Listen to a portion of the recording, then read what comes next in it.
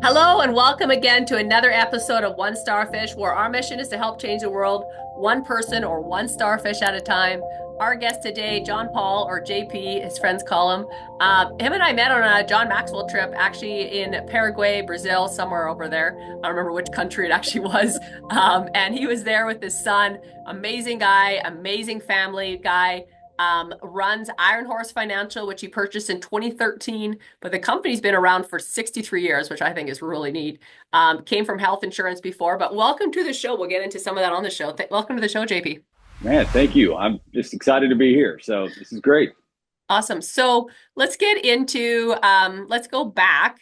So you got into health insurance. When did you get into that? And tell us, like, what got you onto the entrepreneur journey first and foremost? Um, yeah, so I passed my life and health test way back in the 1900s, 1999, actually. And, I don't think a lot of people set out to just really get into Oh, insurance and financial advising unless they have had some mentor in the business, which I did not. But it was one of those things where right out of college, I got a job doing everything that I wanted. I wanted to.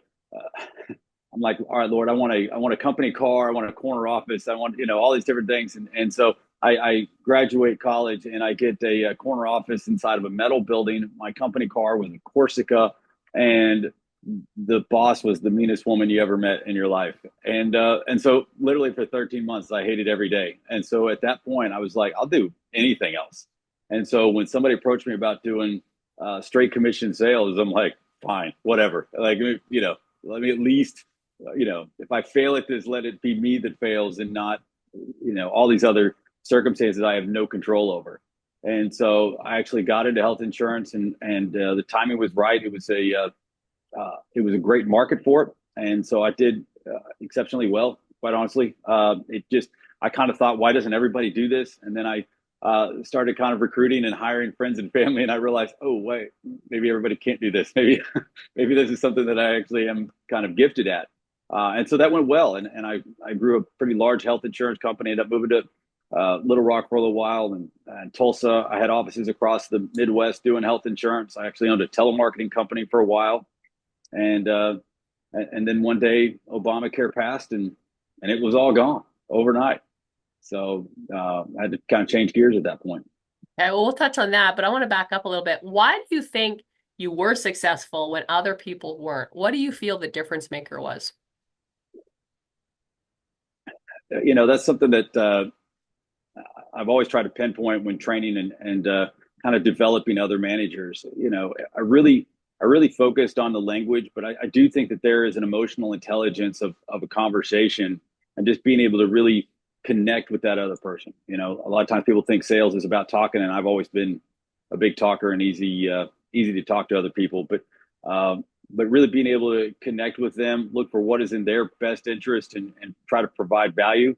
I think it came a little bit more natural to me in the earlier stages before I figured out, like, why is this working? In training other people, why was I able to do it? But I kind of figured out more why, but later. But at that time, I just kind of thought, it just worked earlier on with some good social intelligence and emotional intelligence to connect with people. And so, do you think people can learn that, or do you think they're born with it? I think everything can be learned to a degree. I think if you have a two in social and emotional intelligence, maybe you can raise to a four. You're probably not going to make any money if you're a four. But if somebody has those skills, and again, there's many other factors in somebody's success as well. But if somebody is already a good ability to connect and then feels passionately also about the product that they're offering, they can absolutely get better at that. And just for example of that, I was working with a sales class yesterday, and they were asking me, like, what was kind of maybe two pivotal moments in your sales career. And the first one was when for me, all roads lead to, I want to think about it. When I was able to overcome, I want to think about it. That was a first pivotal moment. But the second one came when I really understood how to sell to different personality types. What am I doing to connect to this person who's a relationship person versus this type A personality versus this very intellectual personality that I might, even if I do connect to them, this is going to be 15 appointments later, and I'm not going to make any money anyway. So I don't have a lot of engineer clients. Let's just put it that way. But by being able to understand, identify those different personality types, and then what I need to do to adjust my presentation to be able to connect with that person. I mean, those are things that absolutely can be learned, that can take a good or average salesperson and really make them a top performer sales. Well, let's touch on, I like that one, that think about it. How did you overcome that? I had a couple of them, but for what you and I do, one that I feel like works best is more of a soft approach. And I'm like, before they even say it, I say it for them. I'm like, listen, I'm sure you're like most of my clients and you want to think about this. And so to make that very easy, while you're thinking about us, we need to be thinking about you. Like, I would love if they just gave me the right to just, offer and sell these products to anybody that I deem appropriate and want to work with. Unfortunately, they don't give me that say, right? So we have to go through the underwriting process. This has to get sent, and I tell them exactly what's going to happen from here. I tell them this is a horrible experience from this point, and I just apologize in advance. This could take 4 to 6 weeks. Hopefully we can waive medical records, but we might have to wait on your doctor to get.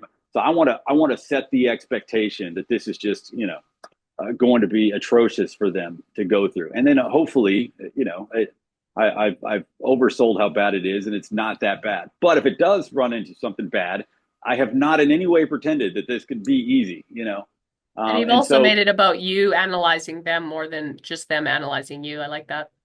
Well, it's a little bit of that takeaway, I mean, if you're trying to sell it, if everybody thinks that they can go get this at any time. And I think that's, from a life insurance perspective, I think that's one of the biggest inhibitors to what it is that we do, is people always think that they can just go get it. And, I think, personally in my book, I've paid more death claims already this year than I've paid in many previous years. And, the more of that you do, the easier it is for me to maybe push just a little bit more, and make sure that, if they decide not to get life insurance, it's not because I didn't give them every opportunity to go ahead and get that done. I'm obviously a firm believer in it. But yeah, a little bit of that takeaway, a little bit of that, oh, well, maybe now I do want it, so like, I wish I could just sell it to you. I can't, so I'm taking it away. And then, we're going to think about you. We don't need to make a final decision until the underwriters get done with their final decision. I'm kind of, taking a guess at what your rating might be. They're going to have the final say in that. So, that's really kind of how I overcome it. I overcome it by bringing it up before they do. And so if they're going to stop me, they got to come up with some other objection. And, I'll try to steer them some other direction. I like that. Catching it before. That's a good one. That's very tangible. So then Obamacare came in, and then everything you had was wiped out. How did that feel? And how did you work through that? So my second son was just born. He was about 6 weeks old, and I guess he was a few months old by the time Obamacare passed. I looked to the older people I was 30 years old at the time. And so I looked at the older people in my profession, and they didn't seem as worried about it. We all thought, there's so much money in this, they're not just going to take over, a sixth of the economy. And so there really wasn't a lot of planning for it at all. And even, what they told us was it's not going to go into effect for like 3 or 4 years. And so, we thought we had several years. Well, the company said, so Obamacare passed on a Friday night. On Monday morning, we got emails. Actually, Sunday night, I started getting emails from carriers saying, the products are still good. We're still going to honor them. The contract with all the policies are still going to be fine. However, effective immediately, we're no longer paying commissions. And that was the surprise. Like, we can still sell it. We can still sell the policies today, no longer paying commissions. And and it was wow. It was. I'm Canadian, and so some of our listeners obviously are too. So I'm like, wow, that's crazy. Yeah, it was very crazy, and it was again, it was immediate. So it was a big scramble, obviously, to try to figure out what to do. So I had a meeting with all of our reps and advisors, and essentially told everybody, listen, I can't pay you, right? And so we're done. I'll try to have another, I just built a new building that we'd moved into, and all this. So I mean, my overhead was through the roof. I'm like, guys, don't worry. All I have is something else to sell. We're a great sales team. All I have is something else to sell by Christmas. And unfortunately, the 2008, 2009 collapse, there was nothing to sell. Everything was closing up, going under, and really, that week was terrible. But that Sunday was also equally bad because I built this organization from scratch. And when you do that, of course, How many people did you have working for you, with you, however you want to word it? I had 75 agents. Wow. And then 40 telemarketers. And so it's kind of two separate parts of the building. Obviously, telemarketers, of different breed, right. Barely passing background checks there on that side of the building, and then advisors coming this side of the building. But of all these different people, including my managers, these are people I was extremely close to, as you know, from growing a business yourself. And so when I showed up to church on Sunday, here's 30 people that I had, I just let go that week. And I guess that was the hardest part, because it really affected every aspect of my life. And, there wasn't any other, kind of comfort place to go. So yeah, it was tough. But again, I told you I just had my son. And so, I was way too young to retire. And of course, no means to do that anyway. It was just like, all right, here we go, one foot in front of the other. And it was, a lot of great conversations with the Lord, a little bit of why me, but, at the same time I was younger. And so all of my peers that were, late 50s, early 60s, that did what I did, I watched them go through bankruptcy, divorce, and literally almost every single one of them. And so that's where, my wife and I have been married, I'll be 26 years next month. And that was just never even factored in. And so it was just a matter of figuring out, like, what are we going to do now? And it was, a couple of years of just, again, I had, the billboards, phone systems, rent. I had, I still had a great deal of overhead each month that was just filing in, and somehow was able to avoid both bankruptcy and divorce. But it was 2 or 3 years of kind of digging out of that, but we were able to dig out, able to come through it and transition. That's when I, went and got all my securities license, and, started, working my way into doing more market and other life insurance, other types of insurance and investment products.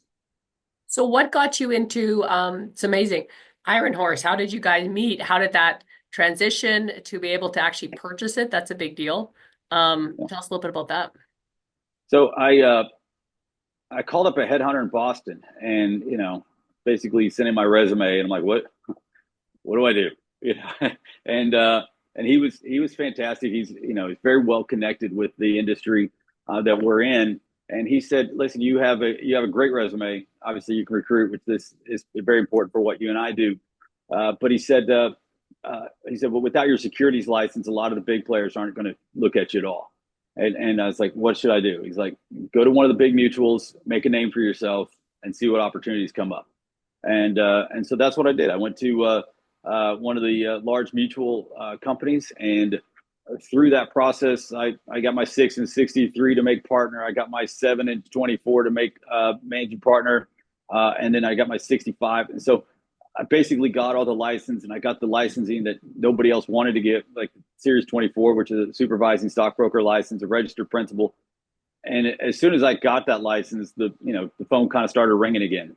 And again, because I had all of the other, I already knew how to recruit, and I knew how to sell, I knew how to whatever. But now there were some firms across the country that didn't have a successor like this one, and was able to kind of, I had a few city options to move to. Ultimately, Baton Rouge seemed to be the best fit for me and my family.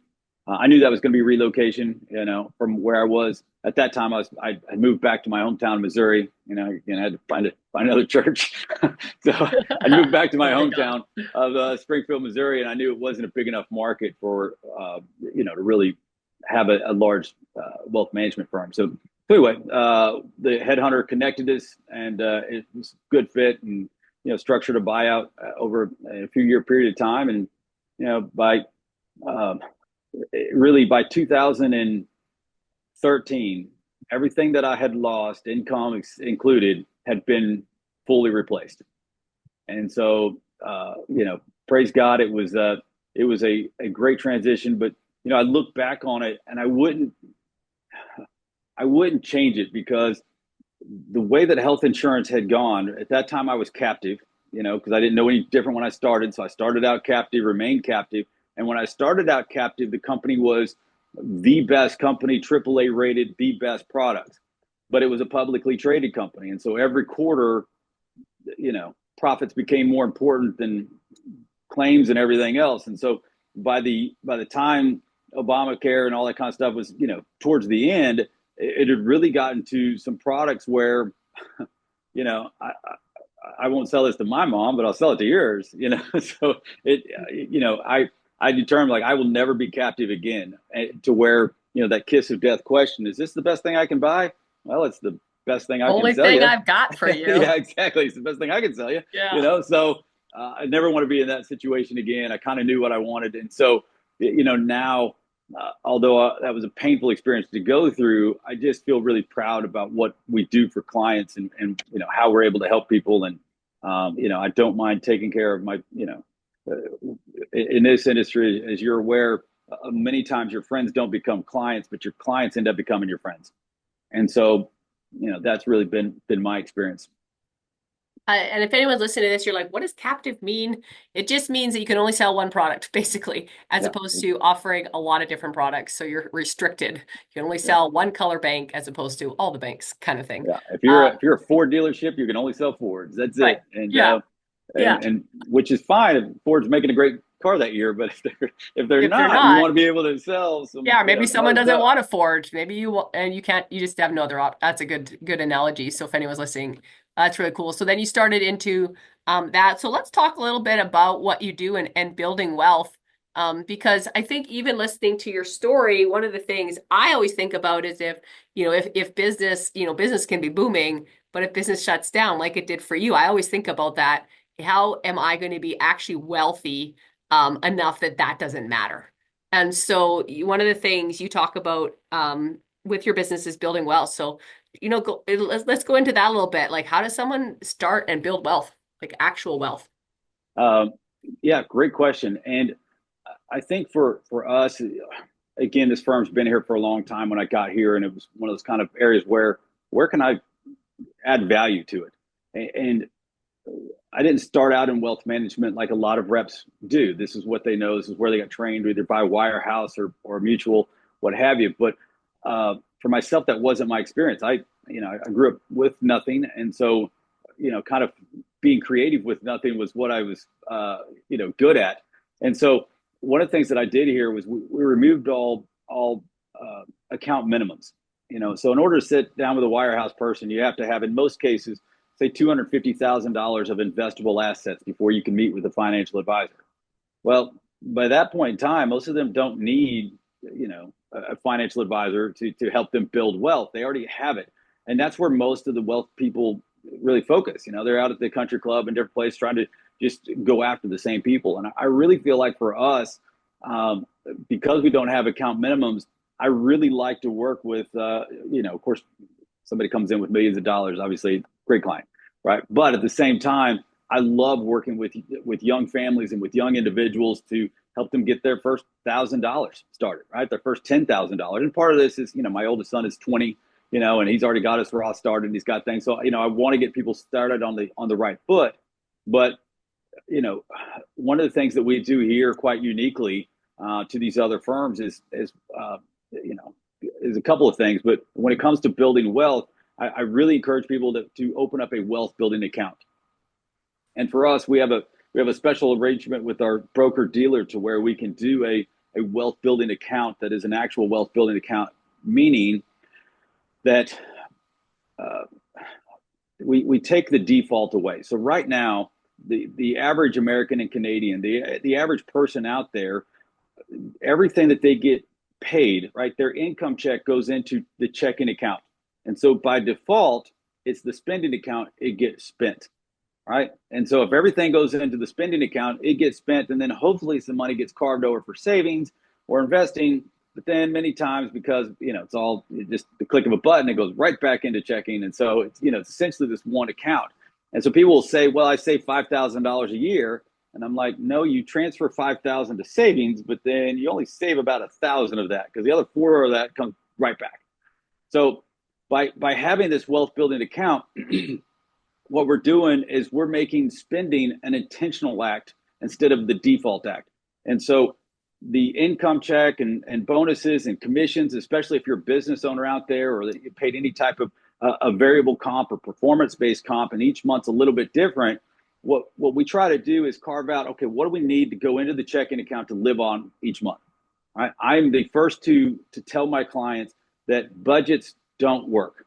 Right? I can put my kids on a budget because anything that falls outside of that budget, I'll take care of, right? They're not paying for the braces because it pops up. They're not having to go get a credit card or get a loan.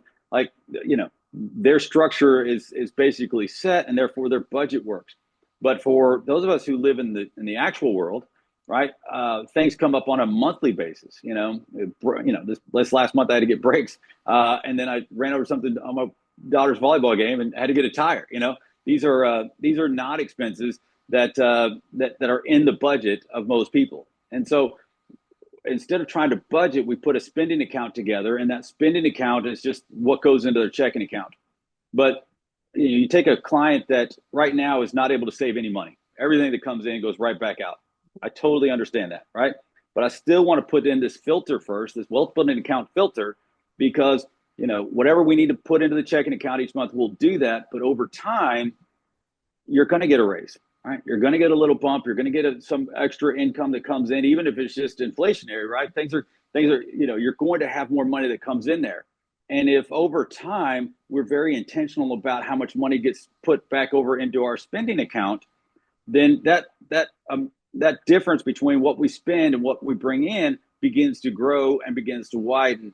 And if we're using that to then start carving into investments in our short-term and long-term investments, real estate, whatever it is that we decide to invest in, that spread, instead of people saving 2-3% of their income and hoping to get a great return off of that, we're able to start capturing, 1%, 2%, 5, 10, 15, 20% of people's income that they begin to save.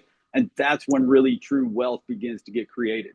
And so that filtering account between the their paycheck and their spending is really the essence of how we can help people create an account to get that first $1,000, that first $10,000. And then from that, I like to have that conversation. Obviously, I'm a wealth manager. I'm great in the stock market, but dealing with the stock market. But I also am smart enough to understand. I own real estate. I own crypto. I own some other stuff as well. Once we get that first $5,000, $10,000, we can start having those conversations around what is that investment vehicle for you? What are you passionate about? Do you want to start your own business? Do you like real estate? And to me, it's a far more exciting conversation than clients coming in saying, I got to get out of debt. I got to get out of debt. Eventually you'll be out of debt. Everybody gets out of debt. We're not paying for our parents' debt or our grandparents' debt. Everybody gets out of debt, but not everybody builds wealth. And so when we start thinking about wealth, we start getting our mindset in that right place to grow. And how do I look for the opportunities that God might be opening up for me? And then, I've got the means to do something with it when they come there. To me, it's just a much more positive, exciting way to live for clients when they start getting a hold of just a little bit of progress in that right direction. That's awesome. So basically, if you're listening to this, you're basically putting your money, if I'm getting this right, you're putting your money, it goes directly into another account and then goes actually into your checking account, how much you need per month. Correct. Right. Whatever's left over starts to get invested. Yeah. And I use just a high yield brokerage account. And from that wealth building account, we can have direct deposits into investments short term. We'll get the Roth going in there. A lot of people will be like, I want a vacation fund. So all that kind of stuff comes from the wealth building account, so that literally what goes into checking, you have permission to spend. I don't care whatever you want to spend that on, doesn't matter. Right. Because we've already got this other part of our income that's captured. And over time, again, we can increase what goes into that spending account, but we don't want to increase it at the same rate that your overall income is increasing, because that's when we can really separate out and start building wealth. That's awesome. I love that. That's so cool. Um, yeah, I'm sure that's helpful for anyone kind of doing this. And I like the group of people that you're trying to help because most of them get left behind. So that's Yeah, cool too, because a lot of wealth management obviously caters to the high net worth American, like you said, happy to help them. But it's I- everyone else is getting left behind that can never yeah, become high net worth if they're not helped. yeah. Um, I'm happy to help them, but I would prefer to create them. I like That's that. my work passion. Awesome. So what do you see for where you're going for the next 5 to 10 years? What's your vision for Iron Horse? Um, I we're having a great year of honestly recruiting. I'm very optimistic about this Gen Z that's coming through. Not on any offense to the millennials or some of those that are that are already in the market, but what we're seeing from the next generation coming up is they're far more likely to put savings as a priority. They typically are less likely to drink. They're more likely to get married younger. They're just wanting to start life far more Prepared. far sooner than the previous, the millennial generation.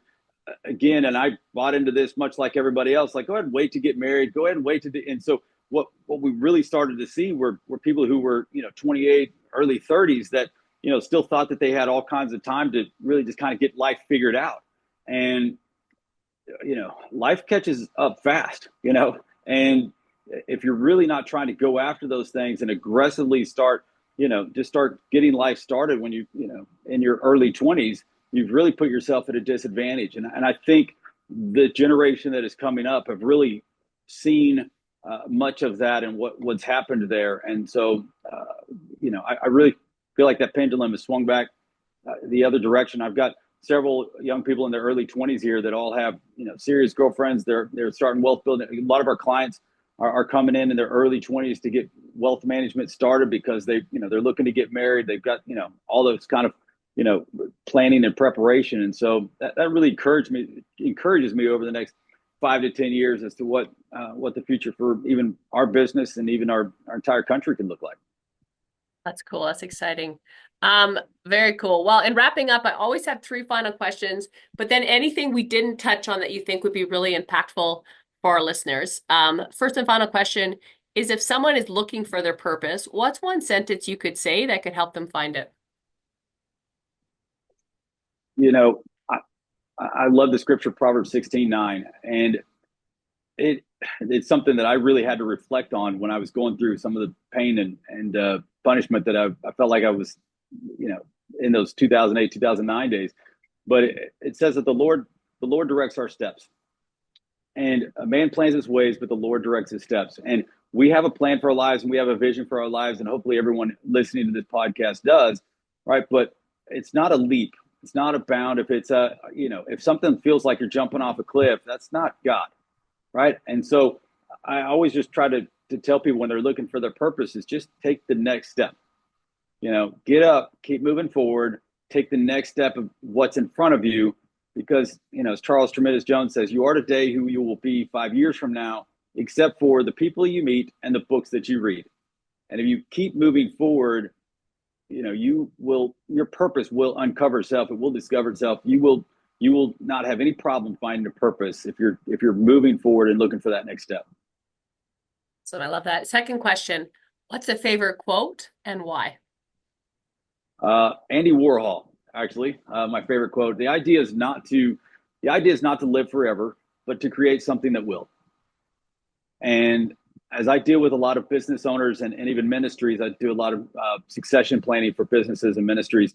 And that, again, I never thought I'd be quoting Andy Warhol, but to me, that's the whole plan. Like even in the business that you're building in Iron Horse Financial, I really want the next generation of my business to really have a solid ground to jump off on. And so if I'm dealing with a business owner, and they're, I'm going to ask them what their goal is. What's the plan?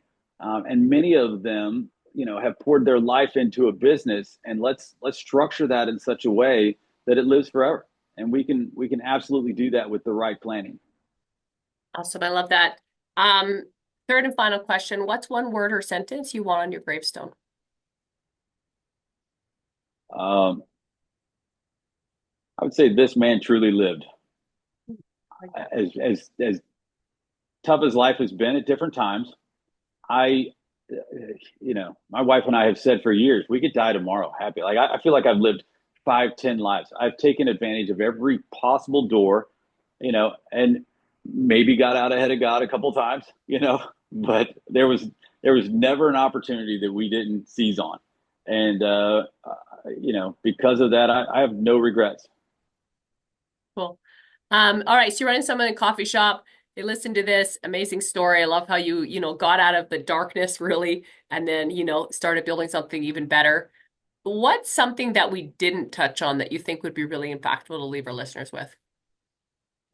All of your challenges have a purpose, right? And I look back on, getting legislated out of business, and I've had other challenges that were very difficult as well. If you're in business in Louisiana, you're going to get sued. And my first lawsuit, I just thought, justice has prevailed, so I'll just going to fight this, and it doesn't.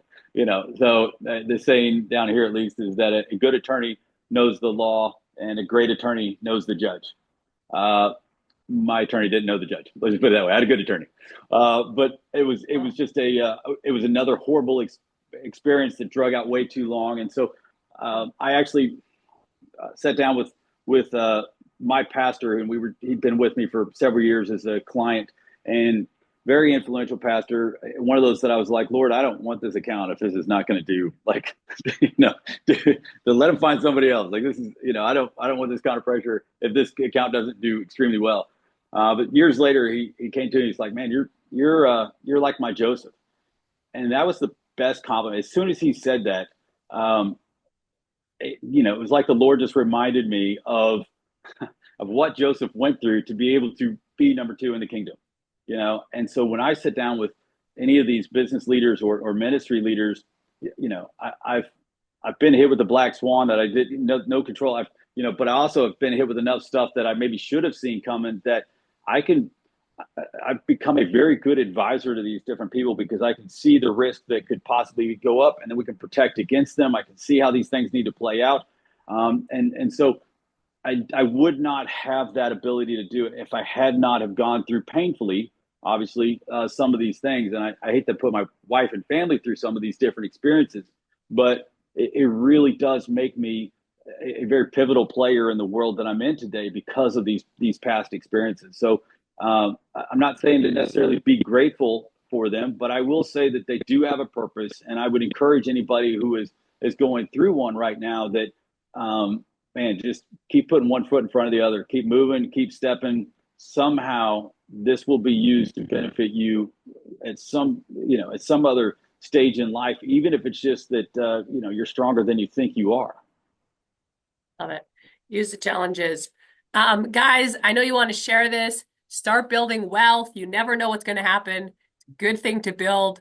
If you need someone, obviously reach out to JP, or if you're not in that area, find someone, get recommendations, whatever. I think that's really important to your future. And we'll have all of JP's information in the show notes, so feel free to reach out at any time. Let's go out there. Let's change the world one person or one starfish at a time. If we can change one life at a time together, we can change the world. Thanks for being on. Thank you.